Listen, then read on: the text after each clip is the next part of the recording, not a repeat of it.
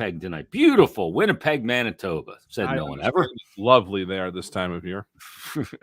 It's got to be better than February, right? I'm sure it probably is, but at the moment it's still 48 degrees there, which isn't much worse than it is here, actually. Yeah. It is not good here. But, yeah, I mean, that 48 would be about 60 degrees cooler in February, I think, wouldn't it? Yeah, well, Like that, 48 in Winnipeg is like cut off jeans and tank top weather. They're golfing out there on that, right? It's all relative, I guess. It's the Flyers and the Jets tonight. And then there were two, Bri. Final road game of the season. I saw some pictures going around that Zach Hill taken from the morning skate today, the last road morning skate of the season. And Flyers will return home. I guess they're flying back tonight, right? That's a good question. Usually Winnipeg they wait till the next day, but it's a toss up. We'll put it that way. I can probably find out. But I imagine you can't get out of Winnipeg quick enough sometimes. But so they'll return home and they'll take on Ottawa coming up on Friday. 7:42 puck drop tonight. Yeah, and they are flying tonight. They are flying tonight. Okay, so they will be back in the zip code tonight, and Flyers game on Friday will be the final one, and then the players will have their exit interviews with the management staff on Saturday and exit interviews with the media. And we'll hear from Chuck Fletcher on Sunday. And it's going to be a whirlwind couple of days. And look, so, it's almost like, Brian, we've been talking about the same things over and over again with the games going on. But when you get to the finality of the season, the conversation can start to shift because the season is over and it is now technically in the rear view. Yeah, it's a mental thing more than anything. I mean, this whole time, the Flyers have kind of been, playing for next season at this point. It's been, I guess probably 2 months, maybe a month and a half at least. That your approach and your viewpoint is all right. Let's take a look at some of the young guys and plan for the future. But now, once we get past Friday. Yeah, your mentality definitely goes there. You'll know, where your draft lottery spot is, and that lottery subsequently, I believe, comes up the following week. So you'll start to get a better idea of what you're looking at, and even right now, they're looking at stuff for next year. The under 18 World Championships are going on right now. So there's a lot of attention being paid to that across the NHL at the management level, and then you've got the other whatever else is going on in terms of I don't know, the calendar's still a little screwy as to what's being held. I'm not sure if there's anything else coming up, but they'll be taking a look at some of the things going on with the playoffs up north of the border and things like that. So yeah, you're finally going to have a headway toward getting ready for next season. And one of those players everybody's looking at in the U18 World Championships is Connor Bedard. He's had an unreal 16-year-old season. He'll be 17 on July 17th. And he played for Regina this year, for the Regina Pats. And in 62 games, this cat's got 51 goals, 49 assists, 100 points in 62 games. That's insane for a 16-year-old year. It is not bad, is it?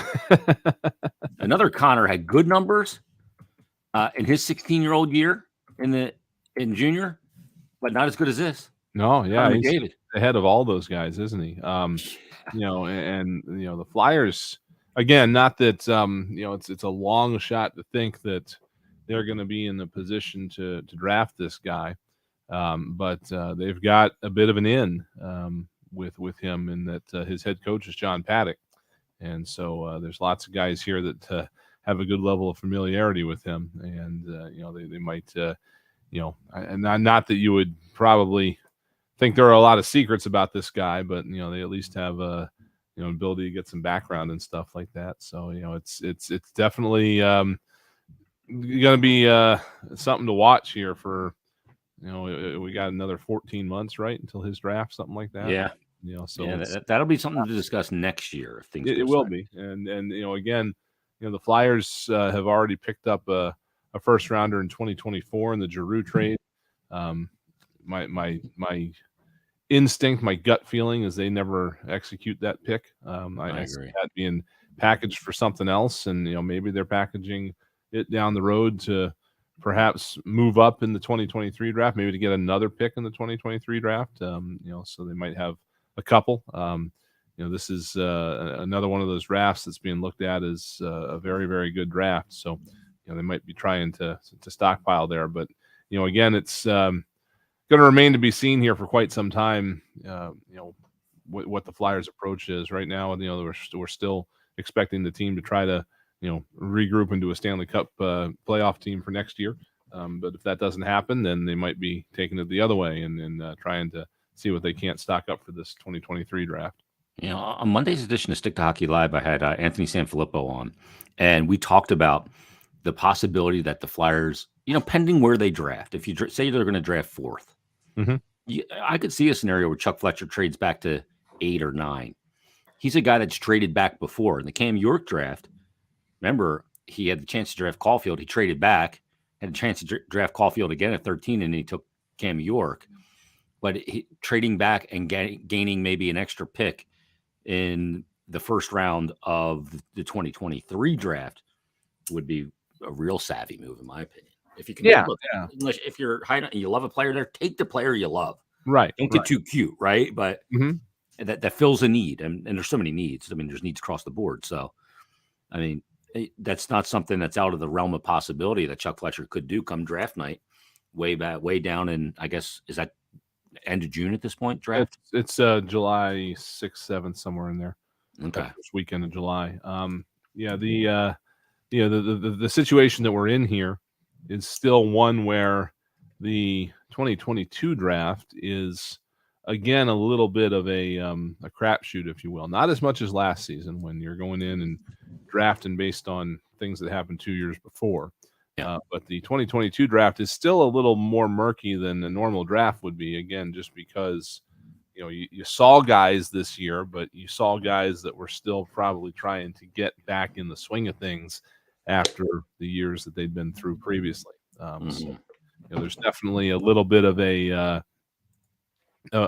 curve there in terms of what you're trying to ID, and that was part of why last year when the Flyers had some opportunities to move around in that draft, they were thinking of moving down just because there was they thought at that point there were going to be guys in the early second round that could have been just as good as guys in the first round. And, that's why they elected to do what they did and get Samu Tumala in that early second round because, they had him ID'd as a guy that probably could have been a first round pick if he, if it was a normal year. So, there's might still be some movement like that going on around the NHL when that draft comes along here later on this summer. Yeah, and we'll see how, the CHL put out a statement today, the Canadian Hockey League, basically Major Junior, and said that Russian and Belarusian players will be ineligible for selection in the 2022 CHL import draft, which comes up on July 1st. This does not include those players who are currently on a CHL team's protected list, but you can't add any Russian or Belarusian players. It says the Canadian Hockey League remains committed to the safety, well-being, and development of all of its players, regardless of their country of origin. So that's kind of a contradictory statement, but still. And we'll see how the NHL kind of deals with that come draft time as well. And, we talked about Fedotov, can you get a work visa if you come over, if you don't have an existing one already? Right. These are all things that need to be considered in this and maybe even next offseason, who knows when. Yeah, this whole situation in Ukraine is, obviously it is not anywhere near the forefront of anybody's thoughts, but it is going to have a ripple effect on the professional hockey world here for, I think, several years. Just from the standpoint of, number one, like you said, trying to get guys out of there who have already been drafted or whatever, but also, from the standpoint of players that have gotten to the point where they would be drafted in a normal situation, but now you've got all this going on. I mean, there's always been in this league, a slight hesitation to draft Russian players just because they aren't as guaranteed to come over to the U.S. Traditionally, they haven't been as players that are already in North America, of course, or even those in Western Europe. There's always been that thing you're thinking of in the back of your head. Are they going to stay over there? Now that's may not even be part of the equation anymore. So you've got that for the guys that are 18, 19, 20 now. But again, there's these guys that 16-year-olds that are probably at least the CHL import draft. Those kids would be 15 now or 16. I'm not sure. I guess they would be they'd be 16. Yeah, for So their you're 16. 2-3 years away maybe from being drafted, and now you're not allowed to come over to the Ontario Hockey League or to any of the Canadian leagues, and so now it's wondering, okay, if those guys can't come to Canadian juniors, where are they going to go? If they go anywhere, are they going to stay in Russia? Are they going to come play American junior? I mean, I can't imagine that there would not be a similar thing trying to get into the United States, but you're going to have teams now with maybe an opportunity to track some of these guys in a little bit of a less conventional manner because they won't be playing in Canada. And 3-4 years down the road, maybe you're IDing some guys that are kind of like they were back in the Steel Curtain days, like the days when Fedorov and when the Flyers almost got the Stastny brothers, that because nobody knew who they were because they were in Czechoslovakia, which was behind the curtain at the time, but the Flyers got wind of them. That sort of thing. You might start to see some of these. I'm sure it's a lot more difficult to hide these days in the social media, and everybody's got a camera in their pocket and stuff. But that could be very interesting down the next 3-4 years as to how this all shakes out with that situation.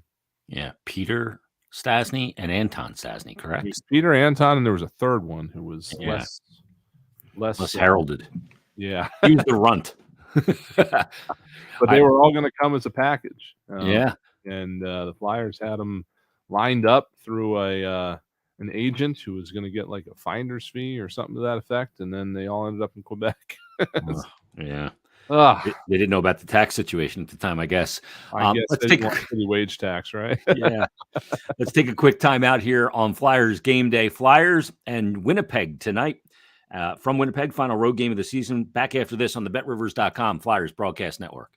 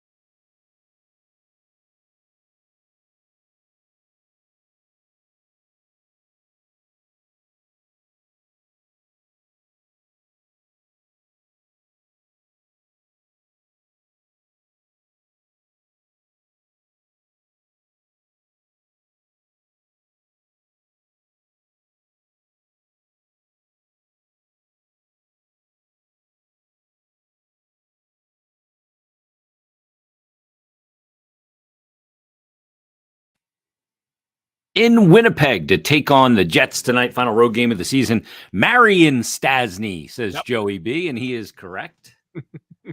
That's the third brother. By the way, the third brother didn't have bad numbers. No. Either. None of them did. I mean, Anton Stasny ended up with 636 points in 636 points in 650 games. Peter Stasny had over 1,200 points in 977 games, 1,239.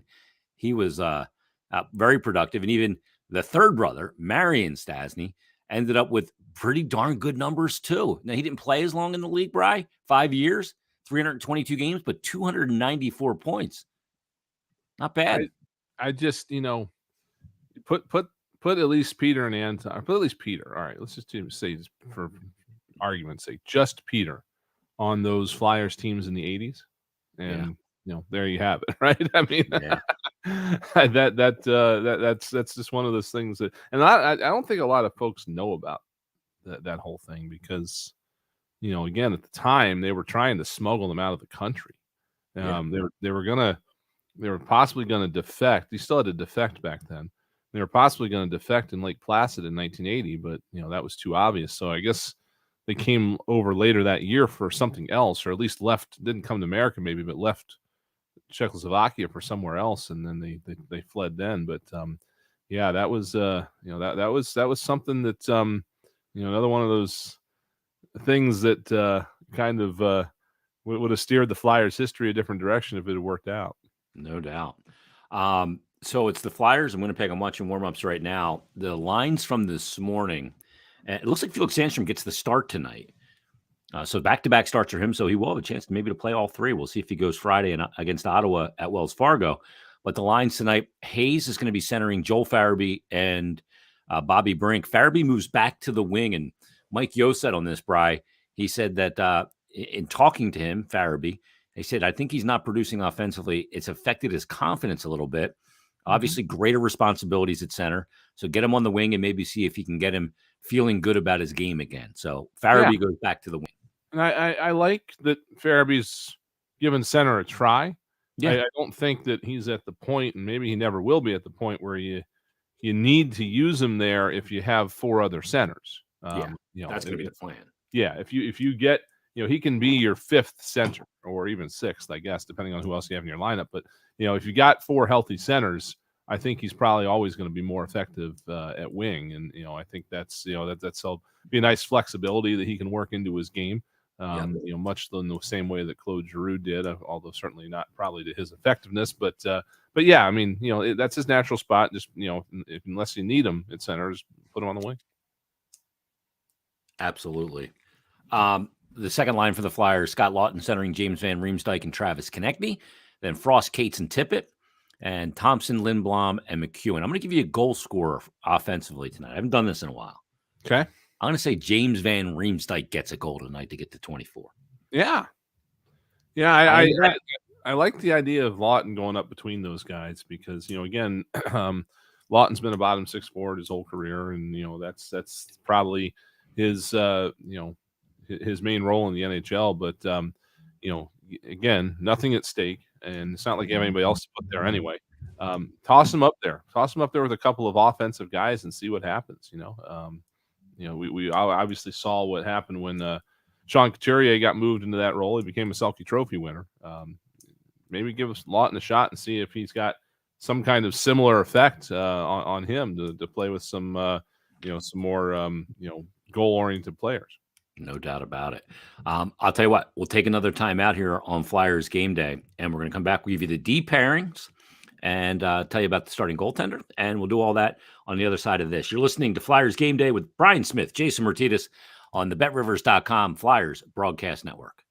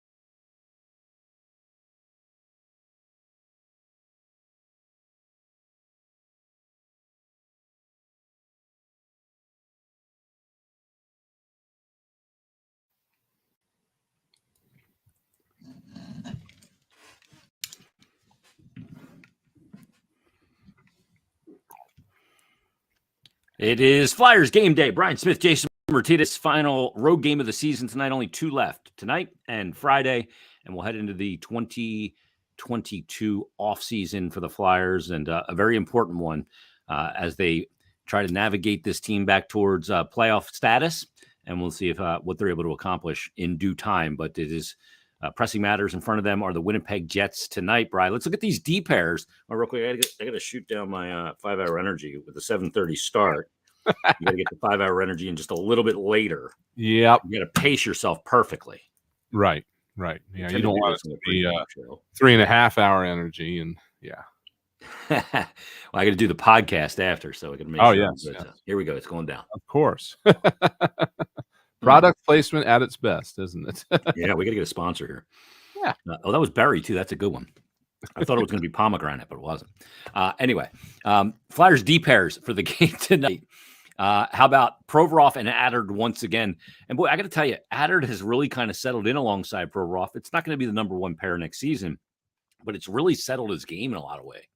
It really has, yeah. And again, that has been an ongoing problem for the Flyers, is trying to find somebody to settle in with Provorov. And I think for the last 3 years, maybe their eyes were on veterans, because he was a young player, and they saw how well it worked with Matt Niskanen, and then Niskanen retired. So okay, who are we going to put there? So that's where they spent the whole last season trying to figure that out, and then that's where Ryan Ellis came into the equation this year. But now it seems like maybe don't have to look at just veterans; they can look at younger players too. And that to me, I really am sitting here wondering if obviously a guy like Ronnie Adard probably next year would start the season with the Phantoms under normal circumstances and get some seasoning. But it's going to be interesting to see what the Flyers do in the offseason and whether or not he does that, or if he just sticks with the NHL team. I'll have to see who else comes in.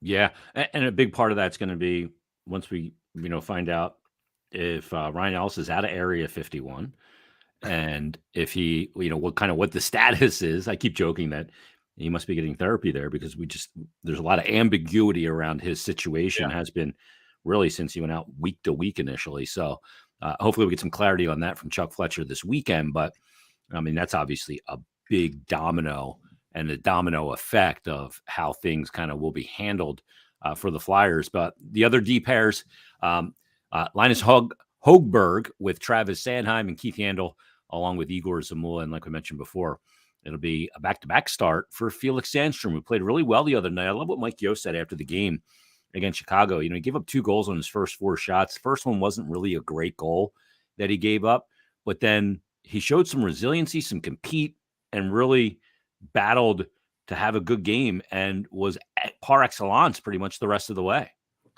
Yeah, and it doesn't really surprise me either to see that, because again, we've seen Felix play in a lot of development camps, and I know there's people out there that have seen him play quite a bit in Lehigh Valley and are familiar with what he can do there. But he has always struck us as a very calm, cool, collected goaltender, and it's good to see that translate to the NHL level. We've seen that in his just ordinary play, and then you see it in that situation there where it's not a good goal, but the old memory of a goldfish thing, right? You just let it wash off your back. It's one of those things Carter Hart is so good at.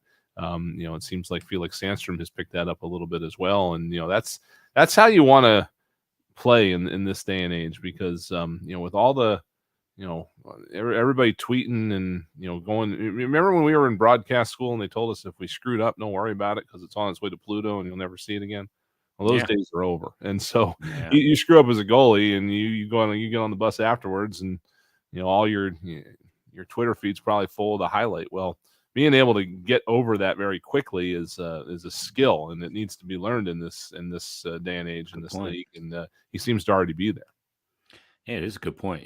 When a goalie messes up, a red light goes on, and if you're at home, you get booed. If you're on the road, the crowd goes wild because you messed up. There's no hiding from it, right? Right. And as a goalie too, like you have to have so much accountability, because your team can play great in front of you, and you can undo all that with a really poor performance. That's when you need to walk in the room after the game and go, boys, I stunk today. I prevented us from winning.